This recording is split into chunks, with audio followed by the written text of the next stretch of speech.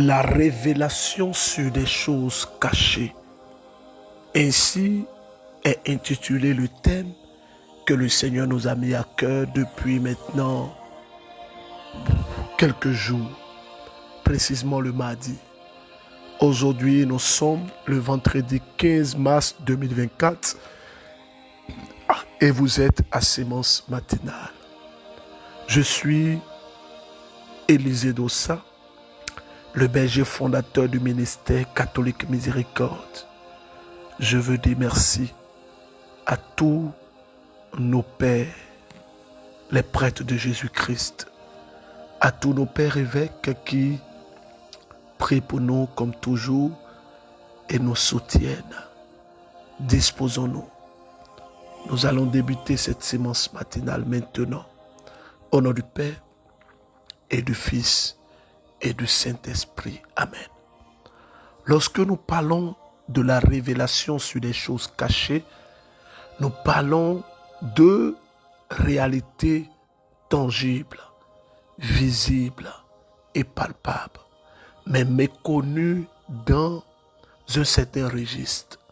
Autrement dit, frères et sœurs, il y a des situations que nous traversons, il y a des blocages que nous vivons, il y a des échecs que nous connaissons parce que nous avons la méconnaissance de certaines révélations sur notre histoire, sur notre identité, sur notre lignée et sur les faits qui ont entaché négativement notre vie. Je me permets de faire cette précision qui est très importante. Lorsqu'une personne vit des situations et qu'elle ne comprend pas, malgré toute sa connaissance, disait le père Éric Norbert Abécan, précurseur du renouveau charismatique en Côte d'Ivoire, secrétaire exécutif, je crois, de la commission justice et paix de la Côte d'Ivoire, un prêtre qui a travaillé et qui travaille dans le courant charismatique en Côte d'Ivoire. Le père Éric Norbert Abécan disait dans l'une de ses émissions à la radio Espoir 102.8, c'est en Côte d'Ivoire, c'est la première radio chrétienne catholique, la première radio chrétienne et la première radio catholique de Côte d'Ivoire. J'anime également sur cette radio. Il disait dans une de ses émissions que parfois les médecins sont dépassés, les médecins n'arrivent pas à détecter certaines pathologies, certaines maladies, et les médecins doivent pouvoir avouer, reconnaître parfois que ça les dépasse et se référer. Fin de citation. Quand il dit se référer, c'est-à-dire soumettre le mal, soumettre la maladie à un autre diagnostic, à un autre regard, à une autre approche qui se veut une approche spirituelle. Est-ce que vous savez, frère, qu'il y a des maladies qui ne peuvent être détectées par aucun scanner? Nous sommes des êtres spirituels. Je vais vous donner le témoignage d'une de mes filles spirituelles aujourd'hui qui vit au Canada, dont l'époux est un blanc. L'époux est un blanc, mais qui a vécu en Afrique.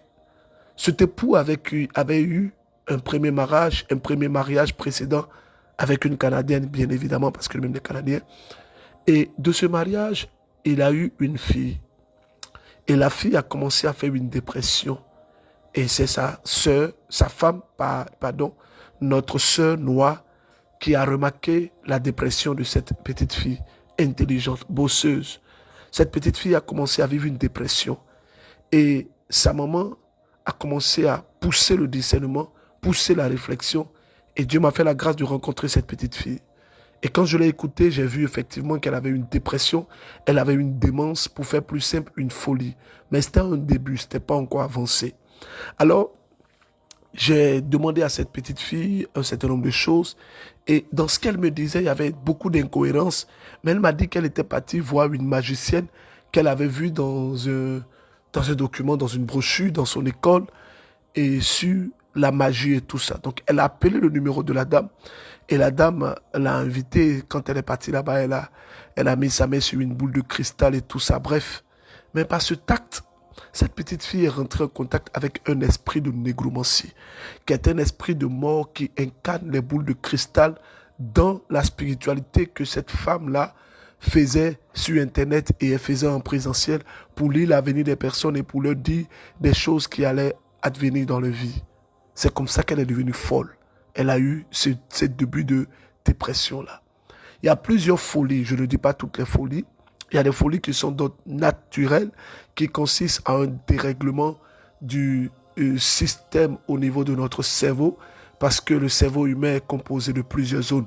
Je ne vais pas entrer dans cela parce qu'il y a des scientifiques qui pourront parfois nous donner des éléments d'informations qui vont vraiment nous aider. Donc, dans ces zones de notre cerveau, il peut y avoir des chocs, des dérèglements, il peut y avoir des dysfonctionnements, il peut y avoir des anomalies, il peut y avoir aussi des chocs qui peuvent créer des troubles au niveau de notre psychique, au niveau de notre mental. Bref, donc cette jeune dame, elle avait ce problème. Elle vivait avec ça. Et quand je l'ai rencontrée, j'ai prié pour elle. J'ai mis cet esprit dehors au nom de Jésus par la puissance de Dieu. Frères et sœurs, il y a des personnes qui ne comprennent pas que derrière ce qu'elles vivent, il y a une réalité méconnue. Méconnue. Des gens aujourd'hui sont trop intellectuels. Des gens aujourd'hui sont trop charnels. Au point où on néglige. Frère, Jésus, il est le premier-né. Il est le premier-né. Dieu en Égypte a tué les premiers-nés. Il y avait un roi qui combattait le peuple d'Israël qui a donné son fils unique. Il a donné son premier-né. Ainsi, la bataille a changé de camp. J'ai brossé cela dans une sémence matinale. Dans le rite ou dans la tradition en ce qui concerne les Akans, c'est un peuple que je connais bien, qui sont en Côte d'Ivoire. Ils sont proches des Ghanéens. Ce sont les Akans. Ce peuple-là, quand on met les enfants au monde, quand il y a le 9e enfant, je crois, le 9e enfant ou le 10e, quelque chose comme ça, l'enfant devait mourir. On devait tuer cet enfant. Et quand l'enfant ne meurt pas, ou bien quand on décide de garder l'enfant, il faut faire des rites spirituels, des pratiques, des choses comme cela. Et l'enfant, le fils aîné, est généralement le fils qui doit hériter. Or, dans l'héritage, il y a ce qu'on appelle... comment est-ce que je peux dire ça même? Dans l'héritage qu'une personne obtient, il y a, voilà, le support spirituel dans l'héritage. C'est pourquoi vous allez voir que parfois, les premiers-nés peuvent être objets de beaucoup de choses. Les premiers-nés qui présageaient beaucoup de réussite, on peut voir ces premiers-nés échouer.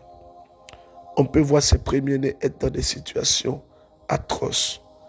On peut voir ces premiers-nés souffrir.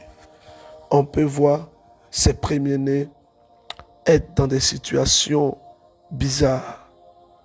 Et parfois également les derniers. Les derniers dans les familles sont souvent, frères et sœurs, victimes de beaucoup de choses. Regardez les premiers-nés et les derniers. Observez dans votre histoire, dans votre lignée, dans votre généalogie. Je ne vous connais pas, mais je peux vous dire avec certitude que si vous êtes le premier ou le dernier dans l'histoire d'une famille, vous pouvez changer et vous pouvez transporter les réalités spirituelles. Écoutons le témoignage puissant de cette personne. Je vous invite à écouter le témoignage. Vous les anakeurs là, anakeurs de Hello Bénin, bodo adodjaye, mi mana bi trebana wasoa, bodo adodjaye, bodo adigmado ni mere yo, bodo fikwe ni mere yo.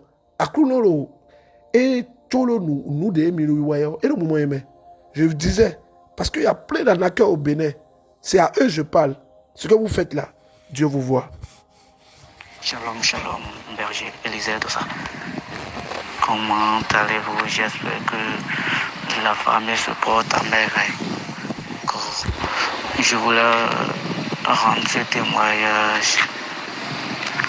ce soir pour confirmer quelque chose. Non. Je vous écris depuis le Bénin. Je suis un frère du Bénin. Non. Ce que je voulais confirmer ce soir, c'est que le Seigneur m'a vraiment touché. Le Seigneur m'a touché à travers la sémence matinale. J'ai commencé à suivre la sémence matinale depuis le mois de janvier par le biais d'une maman. Donc, avant, je n'étais pas dans le groupe. Donc, elle m'envoyait la sémence matinale. J'ai essayé de faire tout pour rejoindre le groupe. Donc, quand je commençais à suivre, je ne rate pas, je suivais. Et je suis un arnaqueur. Moi, j'arnaque les blancs pour gagner de l'argent. Donc, c'est comme ça et j'évolue. Donc, j'ai commencé l'arnaque juste après mon bac. Juste après mon bac. Et aussi, j'ai commencé parce que après mon bac, tout allait difficile, tout est devenu difficile. Le blocage partout et aussi.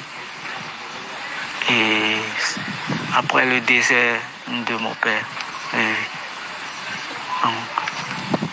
j'avais une mère malade et c'est difficile pour nous parce que mes grands frères ou bien ma grande soeur, on n'a pas encore un boulot stable. Donc j'ai décidé de le faire pour pouvoir gagner ma vie. Et je me suis toujours gêné. J'ai commencé petit à petit. Ça commence pas à aller. Je commence pas à gagner. Je commence pas à gagner ma vie. Je commence pas à gagner ma vie un peu. Je gagne de l'argent pour pouvoir résoudre mes problèmes familiales. Donc, c'est ça, j'ai commencé l'université. Je fais tout, j'aide ma famille, mes parents. Non, mais chaque fois, je me suis toujours gêné. Parce que avant, quand j'étais sur les bancs, je disais que je n'allais jamais faire l'arnaque dans ma vie. Donc, je dois gagner ma vie par les sueurs de mon front. C'est ce que il y a un adage qui dit l'homme propose, Dieu dispose. Donc, chaque fois, je n'arrêtais pas de garder ma confiance en Dieu. J'ai confiance en Dieu. J'ai tellement confiance en Dieu. Et je sais qu'un jour, je vais laisser cette vie parce que cette vie ne me sied pas. Je suis vraiment touché par la sémence matinale et aussi par le thème que vous avez commencé dans cette semaine. Donc, c'est le moment opportun pour moi de prendre une décision. Et j'ai décidé ce soir de laisser l'arnaque. J'ai décidé de laisser. À l'heure où je vous parle, j'ai déjà restauré mon téléphone. J'ai déjà restauré tout. Et je ressens en moi-même que j'ai la paix. J'ai la paix. Et aussi, je voulais vous demander de vraiment prier pour moi. De prier pour que ma situation de vie change. Parce que j'avais une femme enceinte. Et actuellement, je vous parle, elle est enceinte. Donc, ce qui se passe dans ma maison, c'est compliqué avec comment dirais-je, avec la tradition, je vais dire, concernant. Et j'avais une grand-mère dans la maison, donc tout le monde a peur d'elle parce que c'est pour ne pas utiliser le mot, mais elle n'est pas facile. Donc, nous vivons dans la même maison. À cause de ça, mon père est décédé. Tout ça. Donc, je voudrais que vous priez pour moi. Priez. Frère, je ne vous connais pas, mais je peux vous dire une chose. Et par ricochet, je parle à tous les arnaqueurs parce que vous écoutez toujours Sémence Matinale. Et vous mentez aux gens, vous faites passer pour moi. Vous faites passer aussi pour d'autres personnes. Vous arnaquez des blancs, des hommes de Dieu et tout ça. Je vais vous dire ceci, frère. C'est à vous que je parle. Et par ricochet aux autres. Vous savez, dans la vie, il ne faut jamais juger une personne. Même un voleur, même une prostituée, même un arnaqueur. C'est pourquoi quand je leur parle, je leur dis espèce de futurs convertis. Parce que moi, ma prière, c'est que toutes ces personnes qui arnaquent des gens avec mon identité arrivent un jour à se convertir. Je redonne toute la gloire à Dieu. Je bénis notre Père qui est dans les cieux. Je lui dis merci parce que c'est lui qui est à l'initiative de toutes choses. C'est lui qui est le maître incontesté de l'univers. C'est lui qui connaît toutes choses, c'est lui qui peut toutes choses. Frère, je ne vous connais pas, mais quand je vous écoute, je vais vous dire que je vous aime. Je vous aime sincèrement. Et je vais vous dire que le Dieu que nous prions est un Dieu d'amour. Moi, je ne vais jamais, jamais, jamais, jamais vous condamner ou vous blâmer. Non. Vous savez, quand une personne vit dans une situation, il ne faut jamais porter un jugement rapide sur cette personne. Mais il faut comprendre cette personne et il faut la soutenir dans l'orientation que cette personne quitte ces choses. Je referme la parenthèse. Écoutons ce deuxième témoignage. Après, je continue l'enseignement. Shalom, shalom. Bonsoir mon berger, comment vous allez? Sinon, je rends grâce de mon côté. J'ai connu Sémence Matinale le 31 décembre 2023. Et chaque temps, quand je le suis, je me suis dit, à quand mon témoignage? À quand mon témoignage? Moi aussi, je vais témoigner. Témoigner de la grandeur de Dieu dans ma vie. Et ce matin, j'ai saisi le témoignage de la dame qui a témoigné à propos des règles. À propos des règles. Parce qu'il fut un temps, déjà au 14e jour ou au 15e jour, il y a du sang qui sort. Du sang, mais c'est noir, des taches de sang noir.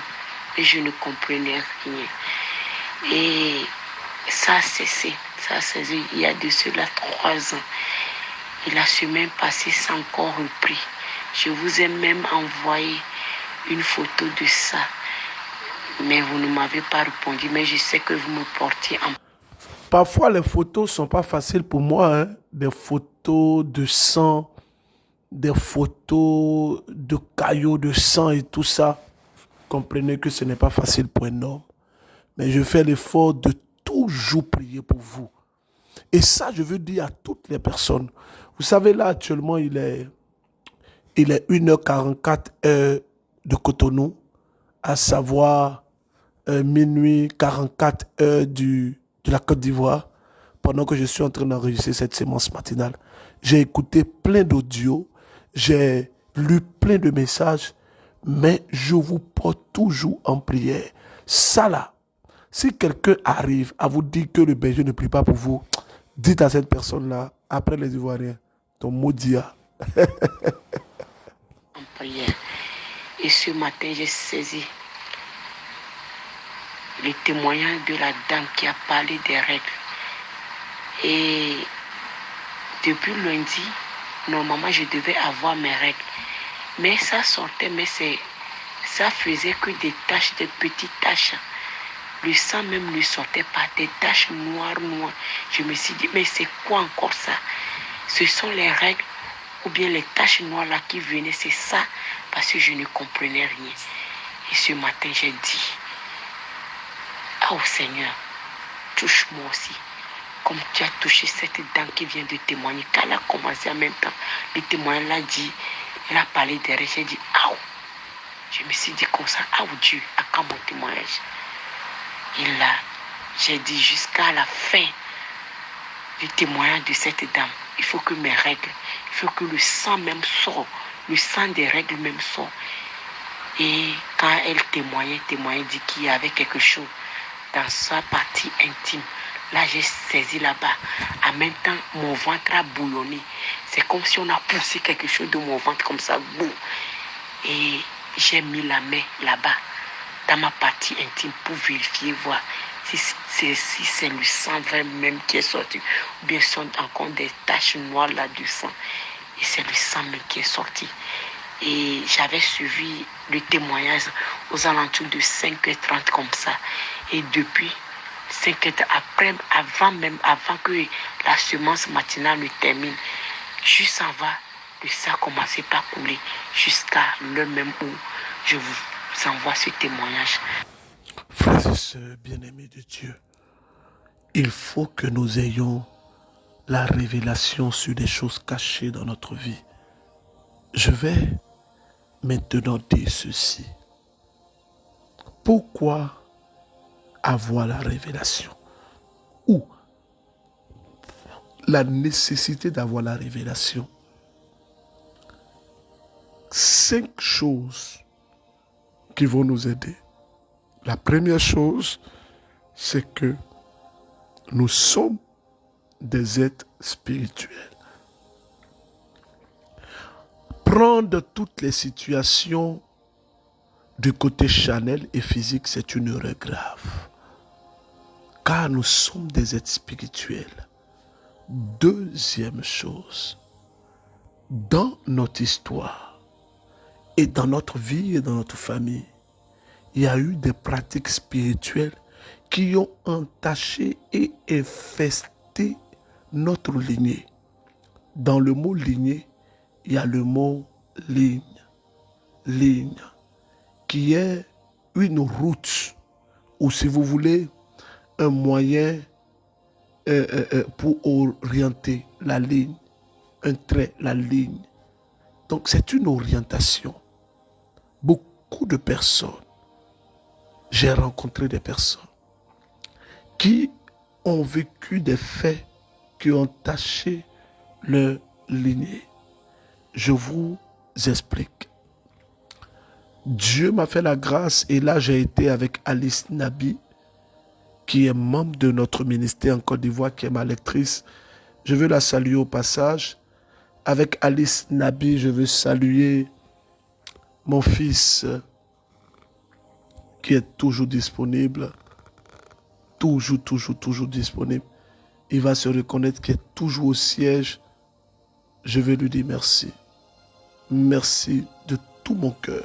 Fils, que Dieu te bénisse. Aujourd'hui, je veux honorer un homme très discret, Monsieur Wali. Wali, c'est l'un de mes fils qui est au Burkina. Un homme humble, qui aime le Seigneur, un homme très discret. Par ailleurs, je veux rappeler au Burkinabé, nous avons quelques tickets de 15 000 et de 20 000 encore. Vous pouvez joindre les numéros sur la fiche. Je demande au service de communication de mettre le numéro de la fiche du conseil de la chante Inès de la Miséricorde. C'est le lieu pour moi de rappeler à tout le monde que tout à l'heure nous allons prier avec le cantique de la chante Inès de la Miséricorde, le cantique qui dit: dis-moi encore que tout ira bien. Oh, j'aime trop ce cantique. Troisième chose qui va nous aider, ce sont les blocages que nous vivons. Les blocages, les situations de blocage, de limitation, d'échec, de douleur, de souffrance. Vous savez, le Seigneur m'a fait la grâce de rencontrer un homme.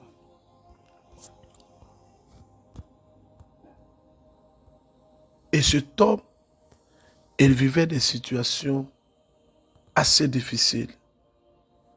Assez difficiles. La situation que cet homme vivait, il avait eu ses diplômes, il a témoigné à notre espace Sainte-Faustine en Côte d'Ivoire. Il a eu ses diplômes depuis 2017. 2017. Un homme de métier dans le domaine du BTP. Depuis 2017, il n'avait pas même un stage. Et c'est comme ça, dans le chômage, une maman lui a envoyé sémence matinale.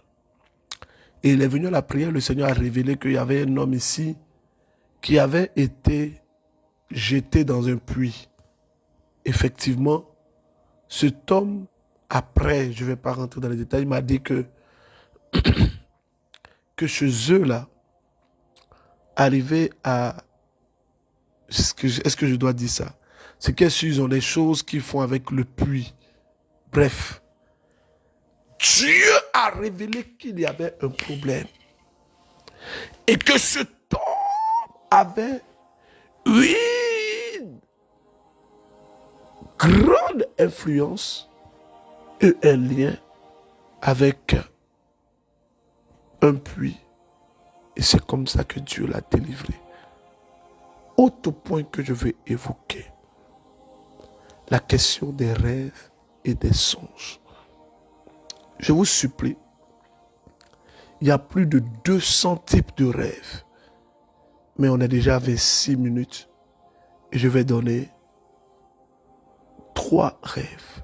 Premièrement, lorsque tu rêves et que tu te vois poursuivi, ta vie est engagée et la peur te fait sortir du rêve. Quand tu fais ce rêve plusieurs fois, il y a matière à se poser des questions. Des rêves où tu te retrouves toujours là où tu as grandi. Des rêves où tu commences des choses et tu termines jamais. Tu commences dans le rêve et tu termines jamais. Autre chose encore, le dernier point, pour parler des 5 points, le dernier point, c'est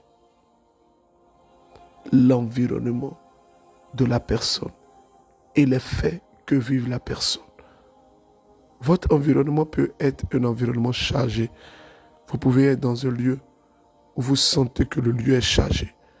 Tout ce que vous faites, rien ne marche. Les choses n'arrivent pas à aller de l'avant. Permettez-moi, si vous le permettez.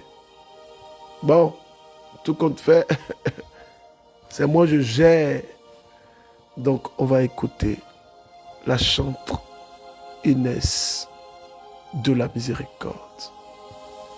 Dans ce glorieux cantique, Seigneur, dis-moi encore.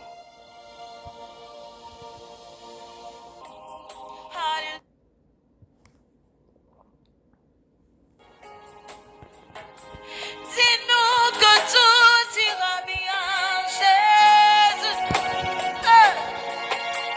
Dis-nous que tout ira bien, Jésus. Nous t'en supplions.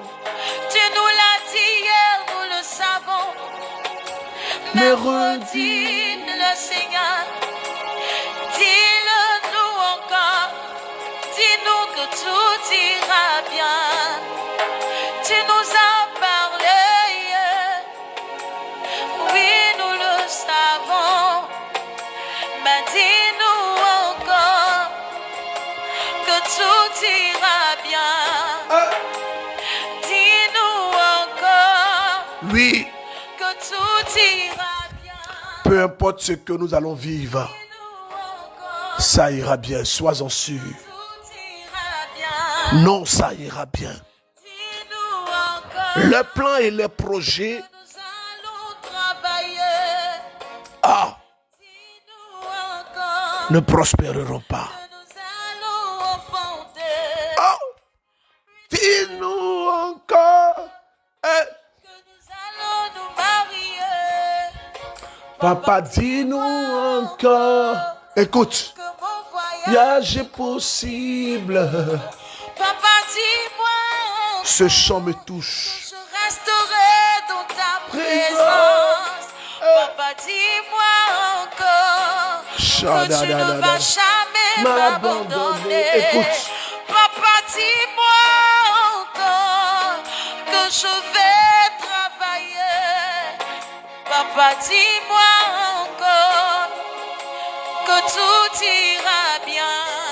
Élie, le doigté m'a dit Dis-moi encore que ça va, allez, que ce que je vis n'est qu'un temps.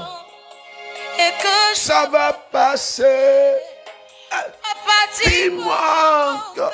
Oui, ça va passer. tout ira. Et nous sortirons victorieux. Dis-moi encore que tu es là. Près de moi, ne fais jamais l'erreur de combattre une personne qui a payé le prix. Que tout ira bien. Oui, dis-moi encore que tout ira bien. Le Seigneur notre Dieu nous aime. Dis-moi encore que tu m'aimes. Mais plus que tout, hein, Dis-moi encore que je suis précieuse à tes yeux. mon fils Patrice, Papa, dis-moi depuis Cara, encore que tu es mort. pour moi, Je le sais, mais je veux t'entendre. me parler encore et encore. Micheline Assoba, Parce que lorsque j'entends ta voix. Mon cœur est rempli de... Mon fils Michael, j'entends au Bénin. ta voix, Mon cœur est rempli de paix. Hervé, portion de ta présence. l'homme qui est toujours à côté de son papa. Remplie de joie, rien qu'une portion De joie et ma vie et mode d'allégresse. rien qu'une portion. Oh, ce cantique-là. Ouh. Et mon cœur se réjouit, rien qu'une portion de douleur. Et je suis bien. Au nom du Père et du Fils et du Saint-Esprit. Amen. Seigneur notre Dieu, tout ira bien avec toi. Seigneur, nous voulons bénir ton nom. Nous voulons bénir ton nom. Nous voulons répandre ta grâce et ton onction. Nous voulons, Père, en ton nom prier pour toutes les personnes qui sont malades. Posez la main là où vous avez mal. Regardez, il y avait une personne qui a une boule dans le sein. La boule commence à disparaître. Il y avait une personne qui a une tumeur. La tumeur commence à s'assécher. Je vois 14 personnes qui ont des plaies incurables. Le Seigneur est en train de vous toucher. Les personnes qui sont au Bénin, que Dieu vous bénisse. Togo, Dieu vous bénisse. Côte d'Ivoire, Dieu vous bénisse. Partout, Dieu vous bénisse. Sénégal, Burkina, Congo, Gabon, Niger. Parlant du Niger, nous avons mis un groupe en place. Le Tchad, bientôt. Je peux vous rassurer, frère, que Dieu vous bénisse. Amen. Alors, je veux dire ceci. Tous ceux qui sont au Bénin, Bénin vidéo, Bénin d'auto côté, dimanche de Jawénéon, et Droma Wonuna Dje, do Frénéon, do Glo, Yekoaga, Sainte, Marceline, Mikodo, Roa. Alors tous ceux qui sont au Bénin, plaise au Seigneur, ce dimanche, je serai avec vous. Je vous réserve une surprise de taille. Et nous allons vivre un moment fort. Nous allons vivre un moment glorieux. Je ne serai pas seul. C'est sous le regard de notre aumônier diocésain des groupes de dévotion à l'Esprit Saint et à l'évangélisation. Je vais dire merci au Père Lisboa qui accompagne comme fait l'Église. L'Église ne rejette pas tous les courants. Même quand on ne comprend pas, l'Église accueille d'abord, l'Église regarde au travers de ses pasteurs, l'Église discerne parce que nos pasteurs ont le pouvoir de discernement, de gouvernement.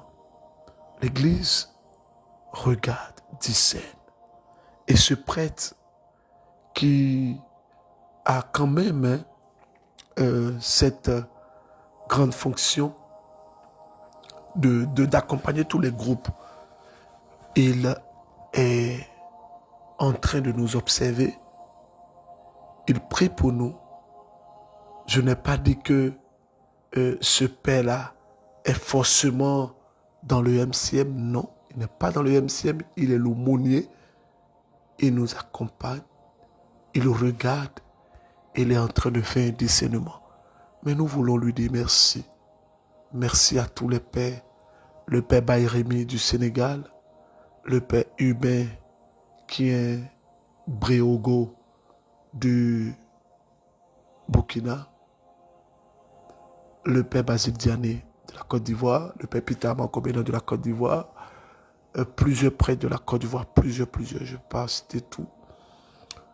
Le père Bini également, le père Ilem Anglais, plusieurs prêtres de la Côte d'Ivoire. Au Togo, le père Thomas Pio, le père Toussé Godonou, le père de Christo Risotto, je vais le saluer au passage, le curé d'Agbalepédo, plusieurs autres prêtres dont je tairai volontairement les noms. Les pères qui nous suivent depuis le Gabon, depuis le Congo, depuis le Niger, depuis les États-Unis. C'est l'occasion pour moi de saluer le père Richard Bambara. L'occasion pour moi de saluer tous ces prêtres, ces évêques, surtout nos pères évêques. Je veux leur dire merci. Et je veux terminer en vous demandant aujourd'hui de méditer 2 chapitres. Regarde, il faut méditer pardon. Tu vas méditer Romains chapitre 8. Deuxième texte que tu vas méditer.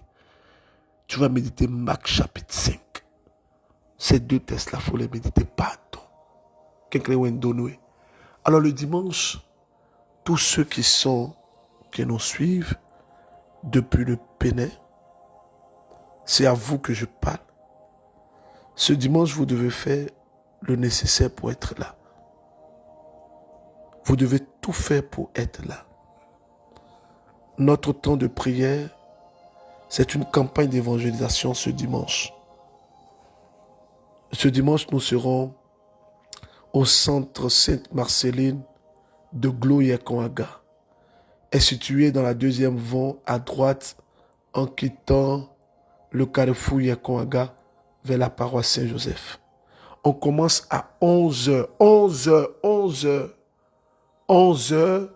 Si on a trop duré, c'est 3 heures de temps. On a fini la prière. 3 heures de temps, on a fini.